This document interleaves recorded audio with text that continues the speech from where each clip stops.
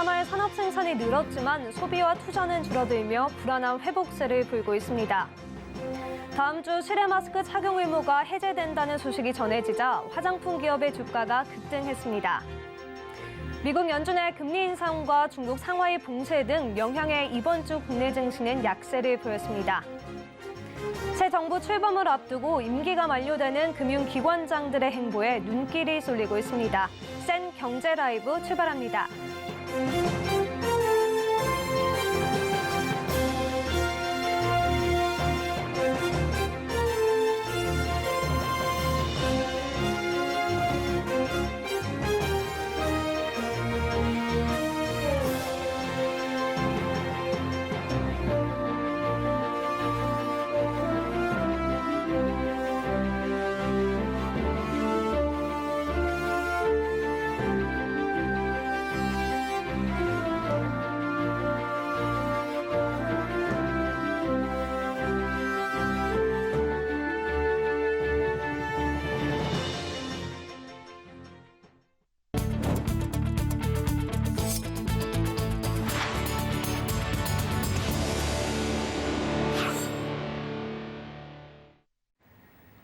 시청자 여러분 안녕하십니까? 센 경제 라이브 최민정입니다.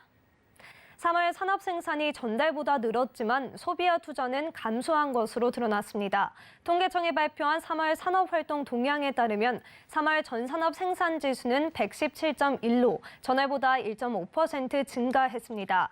다만 소비 동향을 보여주는 소배 판매액 지수는 3월 120.1로 전월보다 0.5% 감소했습니다. 코로나 사태 이후 판매 호조가 이어졌던 가전제품 등 내구재의 경우 신규 교체 수요가 줄면서 판매가 줄었고 의복 등 준내구재 판매도 감소한 영향이 컸습니다. 어운선 통계청 경제동향 통계심의관은 서비스업 생산과 관공업 생산이 호조를 보이며 전체 생산이 증가세로 전환했지만 내수지표들이 일제히 감소해 부진한 모습을 보이면서 불안한 회복세를 나타냈다고 설명했습니다. 다음 주 월요일부터 야외 마스크 의무 착용이 해제됩니다. 다만 밀집도와 함성 등으로 감염 위험이 높은 50인 이상이 모이는 집회, 행사, 공연, 스포츠 경기 관람 시에는 마스크 착용 의무가 유지됩니다. 김부겸 국무총리는 방역과 의료 상황은 확실한 안정세라며 프랑스, 뉴질랜드, 싱가포르 등은 오미크론 정점 직후 또는 1개월 전후 마스크 착용 의무를 해제했지만 특별한 문제 없이 감소 추세를 보이고 있다며 한국도 실외 마스크 착용 의무화 지침을 해제할 시점이 됐음을 강조했습니다. 한편 안철수 대통령직 인수위원장은 코로나 일상 회복의 일환으로 마스크 착용의 해제 방향에는 공감했지만 현 시점에서 실외 마스크 해제는 시기상조임을 누누이 강조해왔다며 유감을 표한다고 밝혔습니다. 정부가 오는 2일부터 실외 마스크 착용 의무를 해제한다고 발표하자 화장품 관련주가 급등했습니다. 마스크를 벗게 되면 화장품 사용이 늘어나 실적이 개선될 거란 기대감 때문인데요. 앵커 리포트입니다. 다음 주부터 실외에서 마스크를 착용하지 않아도 된다는 소식에 화장품 기업의 주가가 가파르게 올랐습니다. 김부겸 국무총리는 오늘 중앙재난안전대책본부 회의에서 5월 1일부터 실외에서의 마스크 착용 의무는 원칙적으로 해제한다고 전했습니다. 이에 제이종 코스메틱은 장 초반 상한가를 기록하는 등 급등세를 보이며 전 거래일 대비 29.91% 오른 1,390원의 장을 마감했습니다. 코로나19 확진자 수가 정점을 찍었던 3월 31일과 비교해 무려 52.74% 상승한 겁니다. 이외 오가닉 코스메틱, 리더스 코스메틱, 한국 화장품 등도 급등 마감에 성공했습니다. 1년 7개월 만에 실외 마스크 착용 의무가 해제되면서 화장품 수요가 회복될 거란 투자자들의 기대감이 반영된 것으로 풀이됩니다. 또 사회적 거리두기가 전면 해제되면서 오프라인 매장에서 화장품 테스터 사용이 가능해진 점도 상승 요인으로 작용했습니다. 증권업계는 최근 중국의 잇따른 봉쇄 조치에 수출 부진 우려로 약세를 보였던 화장품주가 실외 마스크 의무 해제로 상승 흐름을 보일 것으로 전망했습니다.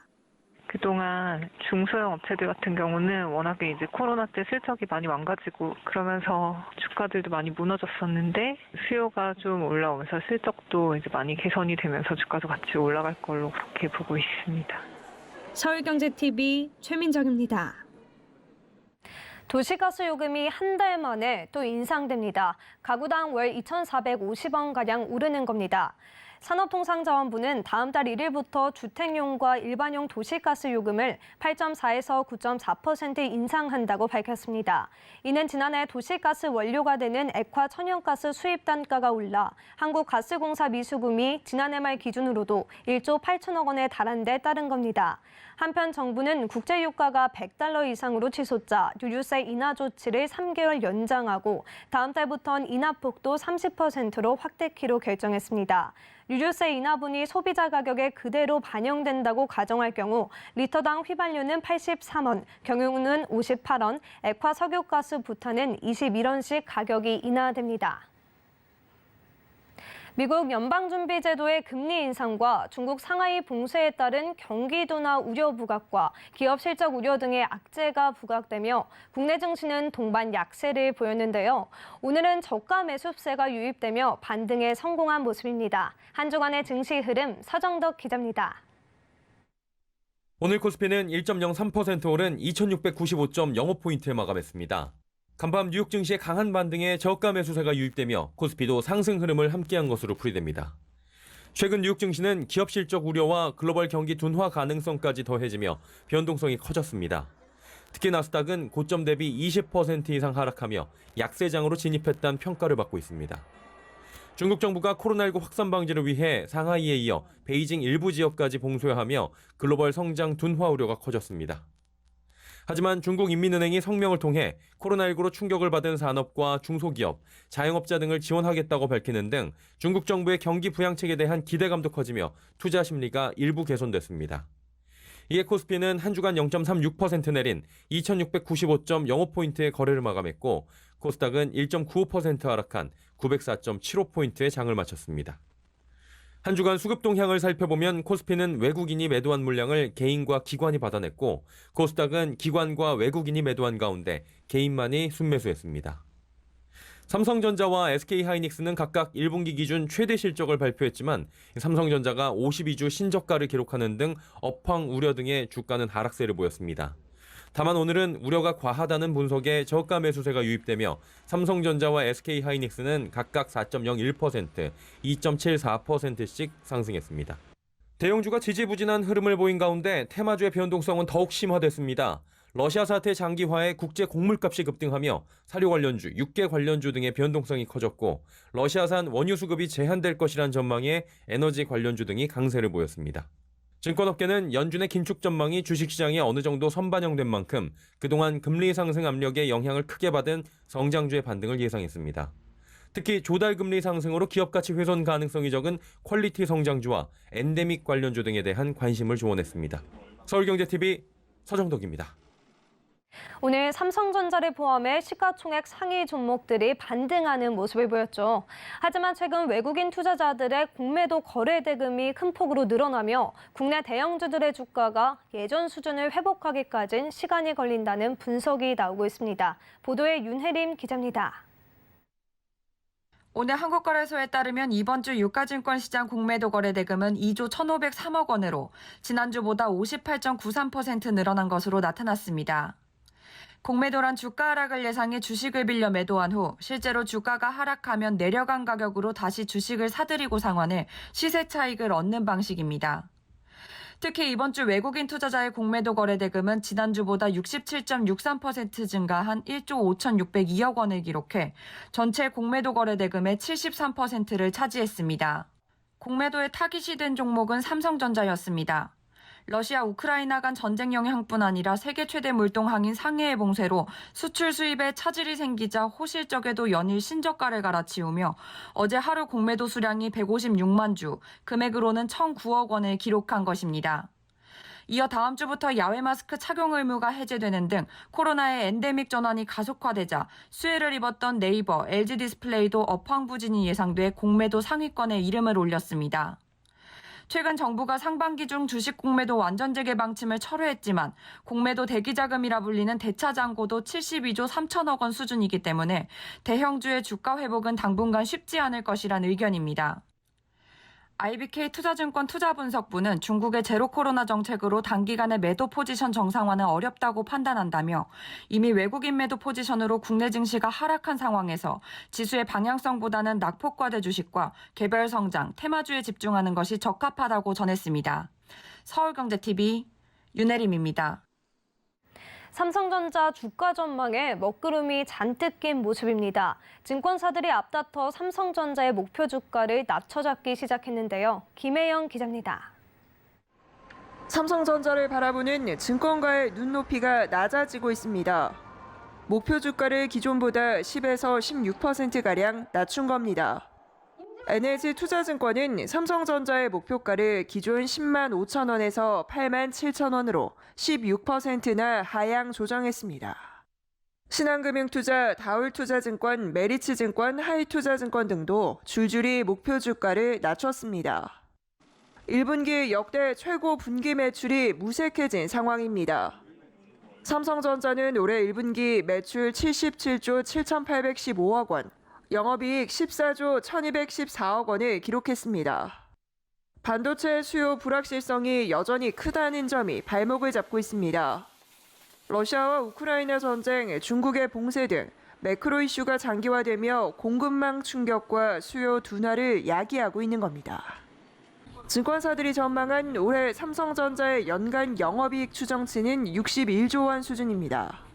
전년 대비 19%가량 증가한 수치인데 2020년에는 30%, 2021년에는 43%의 증가율을 고려하면 성장세가 꺾일 것이란 전망입니다.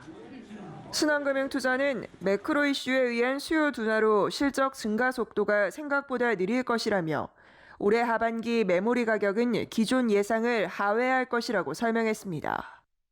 이와 함께 사업 부문별 성장 동력도 부재합니다. 다울투자증권은 삼성전자의 주가 약세 흐름은 사업 부문별 성장 모멘텀을 찾기 힘들기 때문이라며 메모리는 기술 경쟁력이 악화되는 모습이고 디스플레이는 중국 OLED 양산의 본격화로 경쟁 심화가 불가피하며 스마트폰과 가전은 전방 수요 정체의 한계가 상존한다고 분석했습니다. 한편 최근 한 달간 외국인은 삼성전자를 4조 원이 넘게 팔아치웠습니다. 이에 삼성전자의 외국인 지분율은 5년 8개월 만에 50%대로 떨어졌습니다. 서울경제TV 김혜영입니다. 이동걸 KDB 산업은행 회장이 새 정부 출범을 앞두고 사의를 표명하면서 주요 금융 공공기관장들이 자녀 임기를 채울지 관심이 쏠리고 있습니다. 친정부 성향 인사는 교체될 가능성이 높은 가운데 금융권에 인사 태풍이 몰아칠 것으로 예상됩니다. 보도에 윤다혜 기자입니다. 새 정부 출범을 앞두고 국책은행 등 금융 공공기관에 긴장감이 감돌고 있습니다. 대통령직 인수위원회가 현재 임기 만료를 앞두고 있는 공공기관장의 인선 여부를 검토 중인 것으로 알려졌기 때문입니다. 금융정책을 추진하는 데 있어 국책은행의 공조가 중요한 만큼 윤석열 당선인의 공약 실천에 힘을 실어줄 수 있는 인사로 교체할 것이라는 관측이 나옵니다. 금융권에서 대표적 친문 인사로 꼽히는 이동걸 회장은 최근 금융위원회에 사의를 표명했습니다. 이 회장의 임기는 내년 9월까지로 1년 5개월가량 남았지만 다음 달 새 정부 출범을 앞두고 자진해서 물러나겠다는 의사를 밝힌 것으로 풀이됩니다. 임기가 많이 남지 않은 윤정원 IBK 기업은행장과 박몽규 수출입은행장은 자녀 임기를 채울지 주목됩니다. 자녀 임기가 9개월 남은 윤정원 은행장은 문재인 정부에서 경제수석을 지낸 인물로 교체 가능성이 거론되고 있습니다. 임기 반년 남은 박문규 행장은 상대적으로 교체 가능성이 적다는 평이 나옵니다. 방 행장 역시 친정부 성향이 걸림돌이 되지만 금융당국 수장 결정에 들어갈 시간 등을 고려하면 임기를 채울 수 있을 것이라는 전망입니다. 윤대희 신용보증기금 이사장 임기는 새 정부 출범 후 한 달 후로 무난히 임기를 마칠 것으로 예상됩니다. 취임한 지 얼마 안 된 관료 출신 사장들도 긴장을 놓을 순 없습니다. 유광열 SGI 서울보증보험 사장, 김태현 예금보험공사 사장, 최준호 한국주택금융공사 사장, 건남주 한국자산관리공사 사장은 모두 임기를 1년 넘게 남겨두고 있습니다. 인수위가 인적 쇄신 차원에서 물갈이 가능성이 높은 가운데 정치색 없는 인사는 임기를 보장받을 것으로 보입니다. 서울경제TV 윤다희입니다. 대통령 선거 이후 줄곧 오르기만 했던 서울 아파트 시장 매수 심리가 8주 만에 하락했습니다. 새 정부의 부동산 규제 완화 속도가 예상보다 더딜 것으로 전망되면서 매수 심리가 관망세로 돌아선 것으로 보입니다. 이지영 기자입니다. 대선 이후 상승세를 이어가던 서울 아파트 매수 심리가 주춤하는 모습입니다. 한국부동산원에 따르면 이번 주 서울 아파트 매매 수급 지수는 90.5를 기록해 전주보다 0.9포인트 하락했습니다. 지난 3월 대선 이후 7주 연속 이어진 상승세가 멈춰선 겁니다. 매매 수급 지수는 기준선인 100보다 낮을수록 집을 팔려는 사람이 사려는 사람보다 많다는 뜻입니다. 새 정부에서 부동산 규제가 완화될 것이란 기대가 컸는데 최근 속도 조절 가능성이 제기됨에 따라 시장의 실망감이 반영된 것으로 풀이됩니다. 이 규제 완화가 생각보다 그렇게 급격하게 속도를 내기는 좀 어렵겠다라는 생각 때문에 시장에서는 조금 더 신중하게 접근을 하는 것으로 보여지고요. 권역별로 살펴보면 인기 지역과 비인기 지역 간 온도차도 눈에 띕니다. 은평구, 서대문구, 마포구를 포함한 서부권의 매매 수급 지수는 지난주 대비 2.1포인트 하락했고 노원, 도봉, 강북구 등이 있는 동부권도 1.9포인트 떨어졌습니다. 반면 강남, 서초구 등 인기 지역이 포함된 동남권과 목동, 여의도가 속한 서남권은 전주와 같은 수준을 유지했습니다. 서울경제TV 이지영입니다. 서울 도심 한복판에 자리 잡고 있었지만 높은 담장에 가려 구경조차 할 수 없었던 송현동 부지가 110년 만에 시민품으로 돌아올 예정입니다. 서울시는 37,000제곱미터가 넘는 송현동 부지를 대규모 녹지광장으로 탈바꿈해 올 하반기 시민들에게 공개한다고 밝혔습니다. 송현동 부지는 장기적으로는 도심 내 녹지 공간으로 조성되고 일부는 이건희 기증관이 건립될 예정입니다. 오세훈 서울시장은 활력을 잃고 삭막해진 서울 도심을 빌딩숲과 나무숲이 어우러진 녹지 생태 도심으로 만들겠다는 계획을 말씀드렸다며 110년 만에 시민품으로 돌아올 송현동 부지가 바로 녹지 생태 도심을 대표하는 공간이 될 것이라 전했습니다. SK이노베이션이 올해 1분기 사상 최대 규모의 실적을 냈습니다. 정제마진 급등과 유가 상승에 따른 재고평가 이익, 석유개발 사업 이익 증가 등의 영향입니다. 보도에 장민선 기자입니다. SK이노베이션은 연결 기준 올해 1분기 영업이익이 1조 6,491억 원으로 전년 동기 대비 182.2% 증가했다고 밝혔습니다. 사상 최대 규모입니다. 같은 기간 매출액은 16조 2,615억 원으로 72.9% 늘었습니다. 이 같은 실적은 석유 사업이 이끈 것으로 분석됩니다. 석유 사업의 영업이익은 1조 5,067억 원으로 전체 영업이익의 90%에 달하는 수준으로 집계됐습니다. 1분기 SK이노베이션의 석유 제품 수출 물량은 3,100만 배럴로 작년 동기 대비 57% 늘었습니다. 배터리 사업은 유럽 고객사의 판매 물량 증가, 메탈 가격 상승에 따른 배터리 가격 상승 등으로 매출액 1조 2,599억 원으로 지난해 1분기 5,263억 원 대비 139.39% 증가했습니다. 석유, 윤활유, 석유개발 사업 등 전 사업별 실적이 고르게 개선되어 특히 지정학적 이슈에 의한 전 세계 원유 및 석유 제품 공급 밸런스 왜곡으로 정제 마진이 상승하고 석유 제품 수출 물량이 전 분기 대비 큰 폭으로 증가하여 손익 개선을 주도했습니다. SK이노베이션은 배터리 사업의 올해 연간 매출액이 미국과 헝가리 신규 공장 양상에 따른 매출 증가와 배터리 가격 상승의 영향으로 7조 원 중반 수준을 달성할 것으로 내다봤습니다. 이는 지난해 연간 매출 3조 398억 원보다 2배 이상 늘어난 규모입니다. 한편 SK이노베이션은 올해 1분기 미국과 헝가리에서 배터리 상업 생산을 시작했으며 연말 중국 엔천 공장이 상업 가동을 시작하면 77기가와트아워까지 대폭 상향될 전망입니다. 서울경제TV 장민선입니다. 삼성전자가 다음 달 8일까지 서울 삼성동 코엑스에서 네오 QLED 8K 제품을 활용한 8K 빅픽처인 프레스트 전시회를 개최합니다. 이는 코엑스가 코로나19에 지친 시민을 위로하는 블라썸 더 호프 2022의 일환입니다. 전시회에선 총 28개의 디지털 작품을 2022년형 네오 QLED 8K와 더 프레임을 통해 선보입니다. 국내 미술과 NFT 아트계를 대표하는 미디어 아티스트 육군병과 한호, 극사실주의 1세대 화가 주태서, 존재를 탐구하며 그림 작업을 이어온 김긍중 등 국내 유명 작가 22인이 참여했습니다. LG전자가 LG 퓨리케어 듀얼 정수기 오브제 컬렉션을 출시했다고 오늘 밝혔습니다. 신제품은 솔리드 베이지, 솔리드 크림 화이트, 솔리드 클레이 브라운, 솔리드 블랙 등의 색상이 적용됩니다. LG 퓨리케어 듀얼 정수기는 본체를 싱크대 아래 수납장에 설치해 출수구만 외부에 노출하는 빌트인 타입입니다. 특히 먹는 물이 지나는 정수기 내부 전 구간을 고온수로 살균해주는 기능이 새롭게 적용됐습니다. 물을 걸러주는 필터부터 직수관까지 주 1회 고온으로 살균해 내부를 깨끗하게 유지할 수 있습니다. 또한 LG 싱큐 앱의 스마트 커넥티비티 기능으로 정수기와 광파 오븐, 식기세척기를 연동하고 정수기의 고온 살균 이력과 필터 교체 시기, 물 사용량도 확인할 수 있습니다.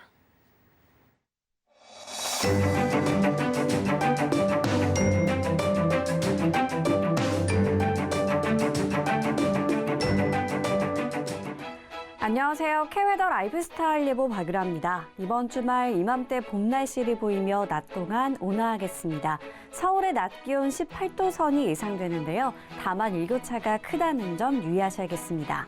한편 하늘은 대체로 구름 많겠지만 토요일 수도권과 강원 영서 지역은 오한때 흐려져 빗방울이 떨어지는 곳이 있겠습니다. 주말 내내 공기질은 양호하겠습니다. 다만 일요일 충남 서부 지역은 먼지 농도가 한때 나쁨 단계를 보일 때가 있겠습니다. 다음은 자세한 지역별 날씨입니다. 중부지방 아침 기온 춘천 6도, 대전 8도로 쌀쌀하지만 낮에는 17도에서 18도까지 올라 포근하겠습니다.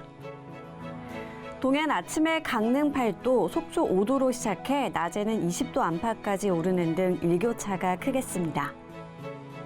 남부지방 평년보다 낮은 기온이 보이며 덥지 않고 온화하겠습니다. 광주와 대구 19도가 되겠습니다.